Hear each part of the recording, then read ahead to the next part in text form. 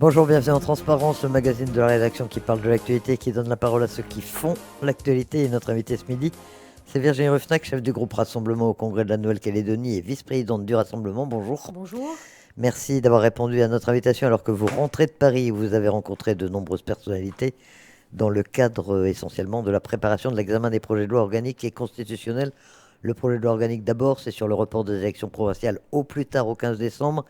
Il a déjà été approuvé par le Sénat où il n'y a eu que 34 voix contre. C'est approbation sans surprise, ça devrait passer aussi à l'Assemblée nationale. Oui, il me semble que ce report qui est là principalement pour permettre que la révision constitutionnelle, notamment de dégel du corps électoral, puisse avoir lieu et que les listes électorales puissent être remises à jour avant la prochaine élection provinciale. Donc effectivement, il y a eu des discours assez virulents, hein, malgré tout, lors de cette séance au Sénat à laquelle j'ai assisté. Mais néanmoins, je pense que les choses sont en bonne voie pour l'Assemblée, effectivement. Alors, le gros morceau, c'est bien sûr le projet de loi constitutionnelle qui modifie le corps électoral avec en plus un amendement pour changer la représentation des provinces au Congrès. En fait, c'était le but essentiel de votre déplacement. Qui avez-vous rencontré à Paris? Eh bien, beaucoup de personnalités, hein, 16 personnes en 4 jours et demi, donc effectivement beaucoup de personnalités. Alors vous savez, on a fait un déplacement plutôt uni avec Sonia Backès et puis Nicolas Metzdorf. Donc nous étions un peu répartis, chacun les élus nationaux que nous devions voir, convaincre et auprès desquels nous devions défendre les enjeux calédoniens, qu'il s'agisse de celui du dégel ou encore, effectivement, vous l'évoquiez, celui du changement essentiel et indispensable de la représentation au Congrès. Alors, qui j'ai vu? Moi, je me suis un peu concentrée sur ma famille politique, hein, celle des Républicains. Vous savez, les Républicains, c'est 195 élus au Congrès de Versailles. 195 parlementaires, c'est le premier groupe en termes d'élus du Congrès de Versailles sur les 925 parlementaires qui participent au Congrès de Versailles, qui réunit les deux chambres, l'Assemblée et le Sénat, et qui décide de notre avenir au travers de cette révision constitutionnelle à la fin du processus. Et où il faut une majorité de 3/5. Et il faut une majorité de 3/5, alors des suffrages exprimés, hein, et non pas des inscrits, ce qui déjà diminue un petit peu le résultat à obtenir. Alors, qui j'ai vu? J'ai vu évidemment donc, dans notre famille politique le président du Sénat, puisque vous savez que cette révision constitutionnelle commence par le Sénat, le président de la commission des lois, qui est LR, François-Noël Buffet, mais aussi le rapporteur de cette commission, toujours LR, Philippe Bas, ainsi que le vice-président Christophe Frassa de cette même commission. J'ai vu évidemment le président de notre famille politique du côté de l'Assemblée, qui est Éric Ciotti, président des Républicains au niveau national. J'ai eu longuement Olivier Marleix, mais par téléphone, puisqu'il était absent de Paris. C'était une semaine de vacances scolaires au moment où je m'y suis rendue. Mais également Philippe Gosselin, qui est en charge de ces sujets. Enfin, de très nombreuses personnalités. Et puis au-delà de notre famille politique, avec d'autres personnalités que j'ai rencontrées. Le groupe centriste du Sénat, qui a aussi un rôle important dans la majorité à obtenir, avec son vice-président, Loïc Hervé, et puis aussi d'autres familles politiques. Je pense notamment au RN. On a essayé chacun de voir le plus grand nombre possible de parlementaires au niveau national pour convaincre à nouveau de nos enjeux. Et alors, qu'est-ce que vous leur dites? Qu'est-ce que vous leur dites sur le dégel du corps électoral? Qu'est-ce que vous leur dites sur votre souhait de voir changer la représentation des provinces au Congrès? Et est-ce que, globalement, ils connaissent le dossier, ils approuvent cette révision? Comment vous les sentez? Alors, tous les interlocuteurs ne sont pas au même niveau d'information. Vous avez par exemple le président du Sénat qui est très très au fait de nos sujets calédoniens, qui s'y intéresse depuis de très nombreuses années. Et puis, vous avez des personnalités qui le méconnaissent, hein, parce que, vous savez, au niveau national, la Calédonie n'est pas le problème prioritaire. Vous voyez les différentes problématiques que notre nation vit aujourd'hui, et donc les élus nationaux sont assez concentrés sur l'ensemble de ces difficultés que la France connaît. Donc il y avait une nécessité absolue, effectivement, d'abord de réactualiser le logiciel de certains, qui parfois ont des schémas de la Nouvelle-Calédonie du passé, et puis aussi de faire comprendre les enjeux et dans quelle situation la Calédonie est véritablement aujourd'hui. C'était donc absolument nécessaire sur les deux enjeux évoqués. Alors, on sait que le FLNKS mène lui aussi une action de lobbying à Paris. Est-ce qu'il rencontre les mêmes personnalités que vous? Et est-ce que ça peut avoir de l'influence? Est-ce que ça peut faire modifier le vote finalement des parlementaires? Pour la première fois de notre histoire, au Sénat, il y a un indépendantiste, hein, la personne de Robert Rouy, qui n'a pas les deux pieds dans le même sabot et qui effectivement défend complètement au Sénat et à Paris le combat de l'indépendance de la Calédonie. Donc il y a un très fort lobbying sur l'ensemble des parlementaires. Nous voyons souvent les mêmes personnalités, avec la problématique d'utiliser notamment le spectre de la peur sur la Nouvelle-Calédonie et de dire que quel que soit ce que l'on fait, eh bien, ça peut semer des troubles. Et on le voit bien, nos élus nationaux sont très sensibles à cet argument. Et si vous voulez, notre principal travail consiste à dire que d'abord, on ne peut pas transiger la paix. Voilà. Et en fait, grosso modo, l'indépendance contre la paix, ça, c'est juste pas possible. Et on ne peut pas tout le temps brandir la menace de heurts ou de violence en Nouvelle-Calédonie pour ne pas avancer sur des sujets démocratiques qui sont essentiels, celui du dégel du corps électoral et celui du changement d'une représentation qui atteint des écarts jamais connus en Nouvelle-Calédonie ou au niveau national. Ils sont sensibles aussi à l'aspect consensuel d'une réforme concernant la Nouvelle-Calédonie. Ils aimeraient bien que tous les Calédoniens soient d'accord, quoi. Alors évidemment, d'ailleurs nous-mêmes, nous le préférions. Nous préférerions qu'on puisse obtenir un accord. Sauf que, si vous voulez, il y a un des partenaires qui aujourd'hui a quitté la table, qui revient, puisqu'on est censé sans doute rediscuter la semaine prochaine. Mais comment vous dire ? Moi, je respecte le choix de chacun. Donc il y a un partenaire indépendantiste qui a choisi de quitter la table, de ne pas trop participer aux discussions. C'est son choix. Je n'ai pas à juger ce choix. Néanmoins, ce que nous disons à Paris, c'est que l'avancée de la Nouvelle-Calédonie, l'évolution de la Nouvelle-Calédonie ne peut pas être prise en otage, cette évolution et cette avancée, par le blocage d'un des mouvements politiques en discussion. C'est pas possible. Et en fait, c'est le choix des Calédoniens qui doit guider notre action. Les Calédoniens, ils ont voté 3 fois. Le processus était très clair. Ce référendum a été demandé par les indépendantistes. Nous devons nous mettre autour de la table et trouver une solution d'avenir. Et donc, nous ne pouvons pas dire que de notre côté de la table, il n'y a pas eu de volonté de discuter. Nous avons très largement discuté, fait des propositions. Et donc, c'est ce que nous avons dit à Paris. Pour revenir au projet de loi constitutionnelle, votre sentiment à l'issue de cette mission, le dégel du corps électoral, il est acquis ou il y a encore des incertitudes? Et on sait que le président, de toute façon, doit réunir le congrès de Versailles. Est-ce que les choses vont bien se passer, selon vous? Vous savez, il y a une règle en politique qu'on apprend très rapidement, au bout de à peine quelques années, c'est que rien n'est acquis en politique tant que ça n'est pas fait. Et en l'occurrence, sur cette révision constitutionnelle, même sur le dégel, il faut expliquer les enjeux parce que vous l'indiquiez vous-même, 3/5 des parlementaires, c'est beaucoup. Ça veut dire qu'il faut aller au-delà des familles traditionnelles. La majorité présidentielle, on dit majorité, mais c'est une majorité relative puisqu'elle n'a pas une majorité absolue. Les LR, donc notre famille politique des Républicains, doit apporter ses voix et soutenir le dégel du corps électoral et la représentation, nous en parlerons. Et au-delà de ça, il faut encore quelques voix à aller chercher pour pouvoir avoir ces majorités. Et on sait, les communistes, ils l'ont exprimé au Sénat, soutiennent plutôt, en tout cas c'est ce que nous avons compris, l'UC. Et puis bon, le sénateur UC désormais siège au groupe communiste, Kanaki. Et puis, on voit bien que les socialistes sont plutôt une proximité avec le PALICA. Donc, il faut aller expliquer les enjeux. Et au-delà des proximités des mouvements nationaux avec les uns et les autres en Nouvelle-Calédonie, il faut expliquer que la Calédonie ne peut pas dériver vers une totale république bananière. Et qu'on ne peut pas se détacher de la démocratie totalement. Parce que si on part ainsi à la dérive, eh bien, dans quelques années, la Calédonie, dirigée par 4 institutions indépendantistes sur 5, alors qu'une majorité des Calédoniens veut que la Calédonie reste dans la France, on a une dérive vers l'indépendance qui est automatique. Et donc ça, c'est pas possible. Alors, vous souhaitez aussi, on en a parlé, hein, les loyalistes et vous, le Rassemblement, vous souhaitez obtenir la modification de la représentation des provinces au Congrès. Un amendement en ce sens a été déposé. C'est quoi le sens, c'est quoi le but? Et est-ce que là, les arguments passent bien auprès de vos interlocuteurs métropolitains? C'est difficile que les arguments ne passent pas. On a quand même en face de nous des personnalités, des élus de la nation qui savent ce que c'est que le droit et qui savent ce que c'est qu'une représentation démocratique. En Nouvelle-Calédonie, aujourd'hui, on s'en écarte de manière flagrante. Enfin, ils sont choqués des chiffres. Les chiffres, quels sont-ils? Et moi, j'y ai beaucoup travaillé. Vous savez, en 85, quand il y a les 4 régions en Nouvelle-Calédonie, la région Sud, la région Est-Ouest et la région Île, eh bien, il y a une surreprésentation au départ dans le statut Fabius Pisani il faut 2 fois plus d'habitants dans la région sud pour faire un élu que dans la région île.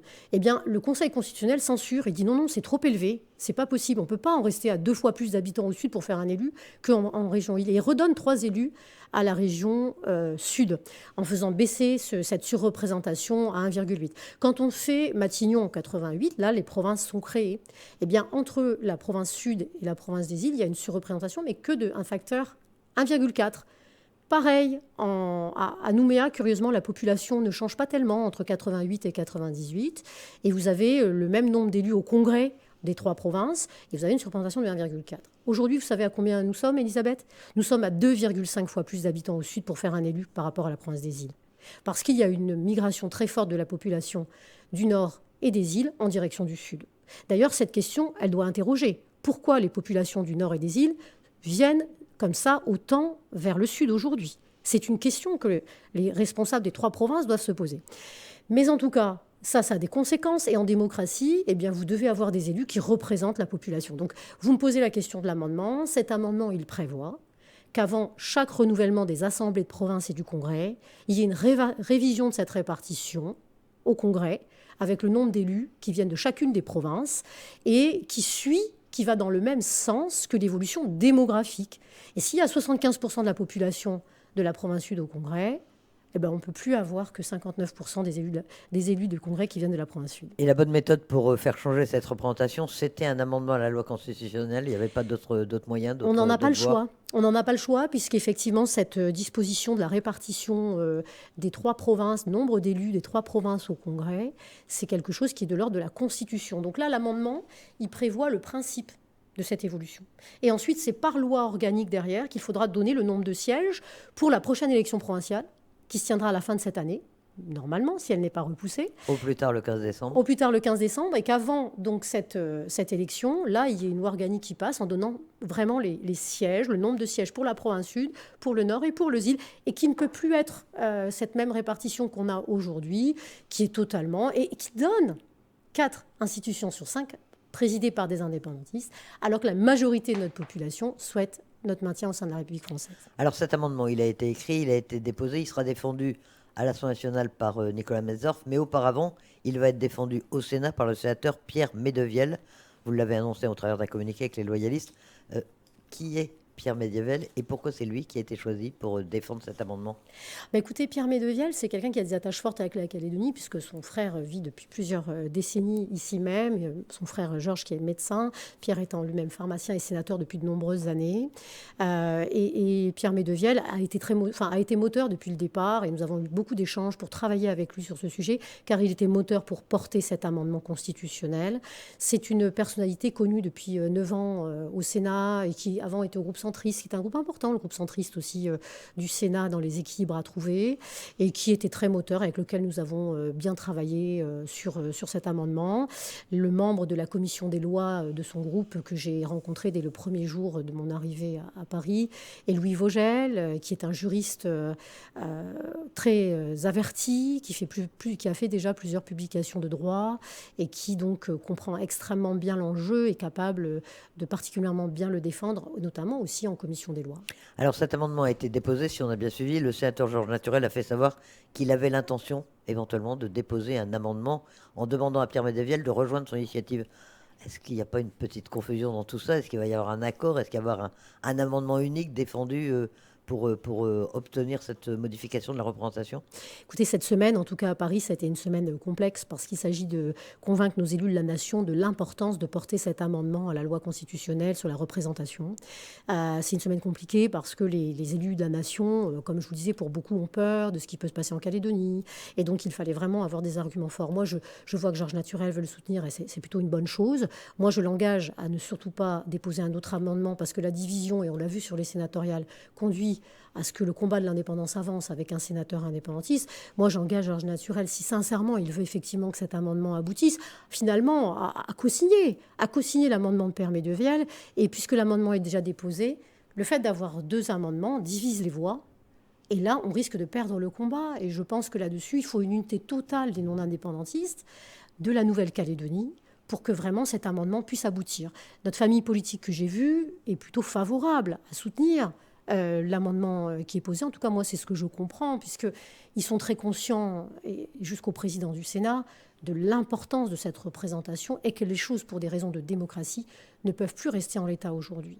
Donc je pense qu'il faut une unité là-dessus, et moi j'engage à ce qu'il y ait des co-signatures pour qu'il n'y ait qu'un seul amendement et qu'il soit défendu conjointement. Je pense que la raison et l'intérêt général nous appellent et nous obligent à l'unité sur ce sujet. Alors, autre question, est-ce que l'État va soutenir cet amendement? Gérald Darmanin n'a pas l'air, enfin, quand on lui a posé la question, il a répondu qu'il ne l'avait pas vu. Mais est-ce qu'il soutient cette démarche? Moi, je comprends qu'il la soutient plutôt dans le sens où l'avis qu'on nous évoque de la part du gouvernement, c'est un avis de sagesse. Vous savez, quand le gouvernement vient et qu'il y a des amendements parlementaires, le gouvernement peut donner un avis défavorable, un avis favorable ou faire ce qu'on appelle sagesse, c'est-à-dire s'en remettre à l'avis des parlementaires. En tout cas, nous, c'est ce qu'on entend un petit peu de la part du gouvernement, mais ça reste à confirmer. Je ne pense pas que quelque démocrate que ce soit, et c'est ce que nous avons dit à nos interlocuteurs au niveau national, puisse s'opposer à une révision d'une répartition qui est totalement antidémocratique aujourd'hui, avec cet écart que la Calédonie n'a jamais connu et qui, de surcroît, et je vous l'indiquais, un écart moindre a déjà été censuré par le Conseil constitutionnel par le passé. Donc nous avons un fait de droit où le Conseil constitutionnel, même si notre avenir ne doit pas se remettre intégralement au Conseil constitutionnel, a dit non, un facteur de 2 fois plus d'habitants en province sud pour faire un élu, ça ne passe pas et il faut diminuer. Et en plus, les signataires n'étaient pas du tout sur le résultat de 2,5 fois plus d'habitants qu'il faut aujourd'hui pour un élu en province sud par rapport aux îles. Donc c'est à la fois un sujet de démocratie, un sujet de droit, un sujet d'équilibre.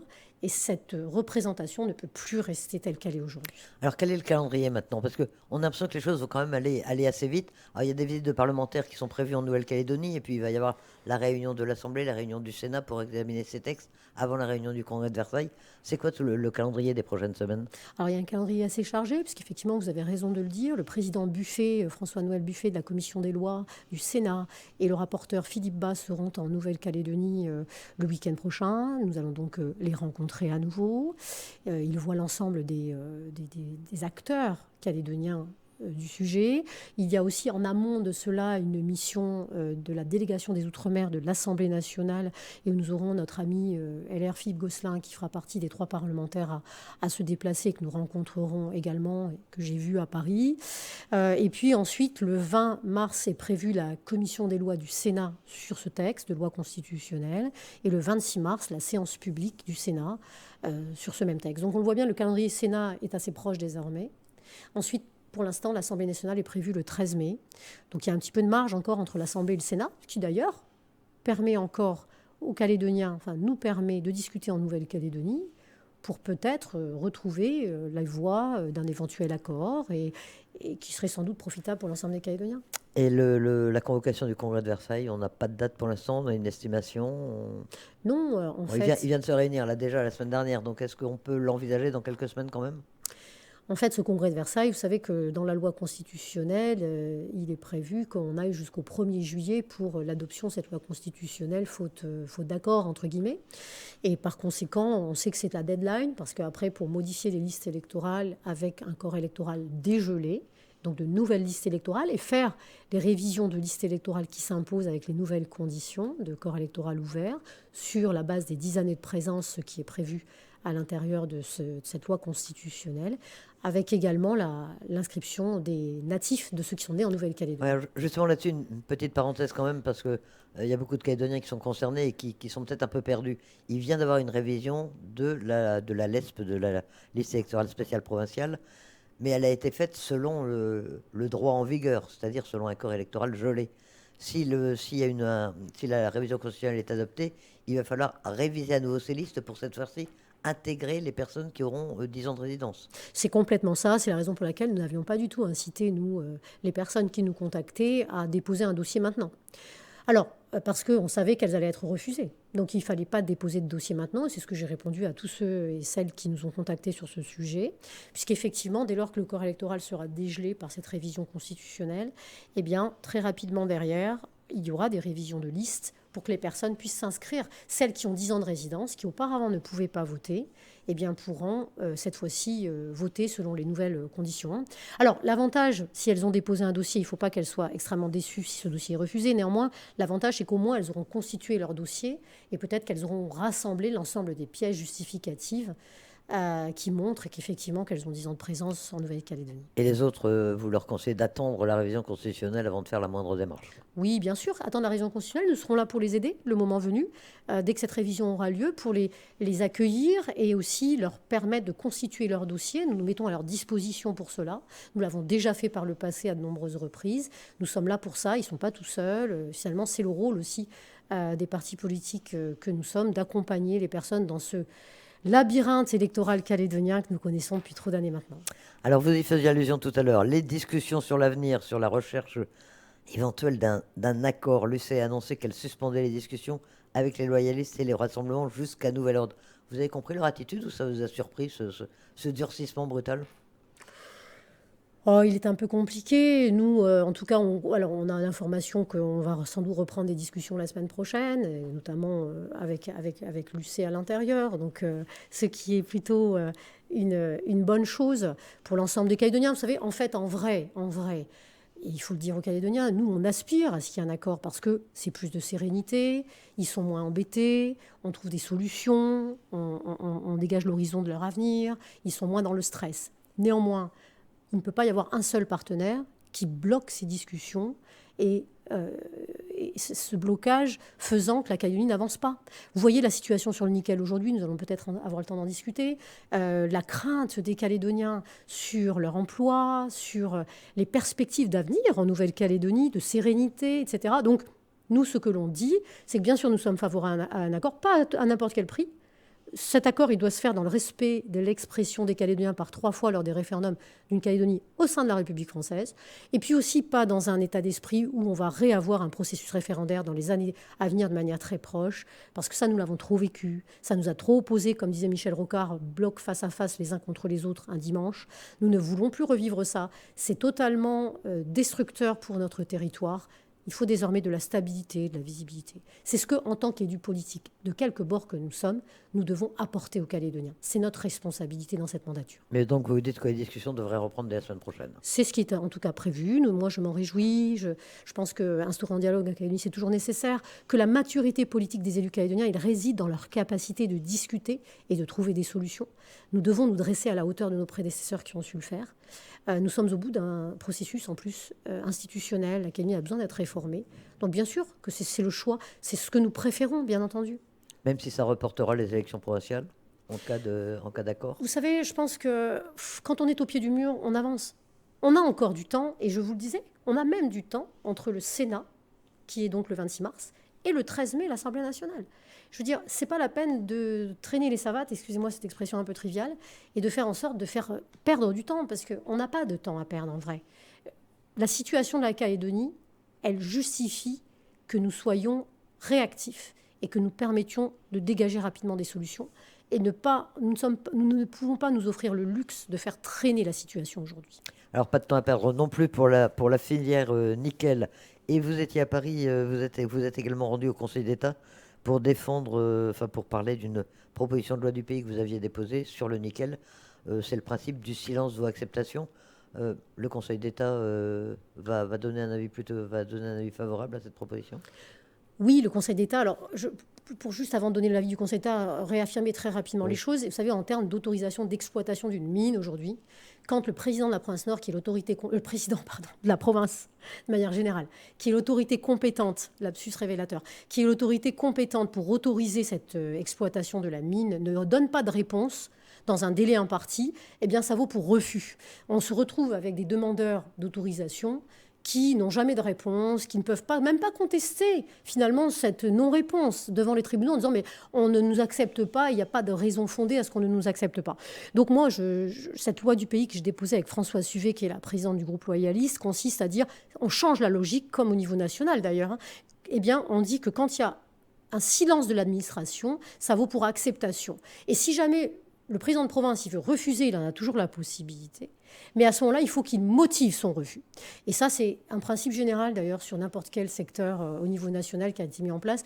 Nous, la Calédonie, nous ne sommes pas inscrits dans cette réforme. Un concitoyen, quand il fait une démarche vers n'importe quelle administration ou collectivité, c'est pas normal, un administré, que quand qu'on lui réponde jamais. Et que si on lui répond jamais, ben en fait, c'est un refus. Vous voyez, il y a une sorte de cynisme dans cette façon de faire. Donc, pour revenir à la décision du Conseil d'État et à son avis, il affirme effectivement qu'il y a un motif, en tout cas dans les débats, qu'il y a un vrai motif d'intérêt général à faire cette proposition de loi du pays. Il n'y voit aucun obstacle juridique. Et effectivement, l'avis est plutôt favorable. Il met une recommandation. Moi, c'est une loi du pays qui vient finalement modifier notre code minier de la Nouvelle-Calédonie. Nous sommes compétents en la matière. Quand j'entends certains, et notamment l'avis du gouvernement sur ce sujet, dire qu'il faut surtout pas toucher au code minier parce que la situation est difficile. Mais c'est comme si on disait ça va super mal, eh bien restons comme ça et ne touchons à rien. C'est catastrophique des avis de cette nature, hein. C'est catastrophique. Parce que nous sommes en difficulté, nous devons trouver les solutions, nous devons modifier notre code minier parce que c'est notre compétence. Ou alors si c'est comme ça, si on n'est pas capable de modifier le code minier, si on n'est pas capable d'agir sur notre compétence, renvoyons la compétence à l'État, tant qu'à faire. Mais en tout cas, nous sommes en difficulté et moi je considérais qu'il fallait faciliter cet accès à la ressource qui est un des éléments bloquants de notre activité industrielle en Calédonie et qui fait fuir certains actionnaires aujourd'hui. Et donc, il faut aujourd'hui donner confiance aux actionnaires parce que nos 3 usines, c'est un drame si une seule d'entre elles venait à mettre clé sous la porte. Cette proposition de loi du pays, elle va être inscrite à l'ordre du jour du Congrès. Mais je l'espère. Nous avons demandé avec François Suvet par courrier adressé aux membres du bureau du Congrès à ce que l'on stoppe toutes les réformes visant à taxer, à rajouter du prélèvement obligatoire en Nouvelle-Calédonie. Que dans la situation dans laquelle on est, taxer n'est pas la bonne solution. Comme la réforme du RUAM, vous savez, à laquelle nous sommes opposés, qui consistait à augmenter les cotisations sociales des travailleurs indépendants. Vous voyez la situation de la Calédonie aujourd'hui. Croyez-vous vraiment que la solution, c'est d'augmenter cette cotisation des travailleurs indépendants? Ça va les mettre à terre encore plus. Et quand on connaît nos difficultés, c'est tout sauf le moment. Et donc, on demande à ce qu'on arrête cela pour avoir une vision fiscale globale et pour faire une vision fiscale attractive aussi. Et donc, moi, par contre, sur cette loi du pays qui consiste à s'inscrire dans le pacte nickel, puisque cette disposition était inscrite dans le projet de pacte nickel, nous espérons bien que le Congrès va la programmer et pas faire de l'obstruction parlementaire sur le sujet. Ce pacte nickel, il va être signé, selon vous ? Et quelles seraient les conséquences s'il n'était pas ? Certains disent que c'est vraiment vital pour nos usines. C'est absolument vital. C'est absolument vital. Alors, j'aimerais pouvoir vous répondre avec détermination, mais vous le voyez bien, on a bien le sentiment que du côté de la province Nord, ça ne le fait pas. Du côté du gouvernement, il y a peut-être quelques portes d'ouverture. On nous dit que le gouvernement doit statuer et doit venir devant le Congrès pour lui demander son avis. Et ça, c'est assez incroyable, parce que vous savez, dans le pacte nickel, il y a quand même un représentant du Congrès dans le groupe de travail qui est à l'intérieur. Donc le gouvernement vient demander au Congrès son avis, alors qu'il siège lui-même en tant que représentant du gouvernement au sein de ce groupe de travail sur le nickel, et que le Congrès y siège également.